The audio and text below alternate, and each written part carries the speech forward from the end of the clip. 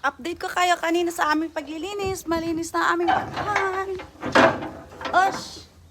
Dozo. Tanoshikatta da ne. Heko. Pabibi. Heko. Hush.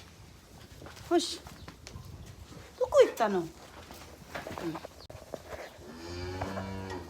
Okay. Nilalagyan pala namin ito. Ito ay galing sa mga kahoy.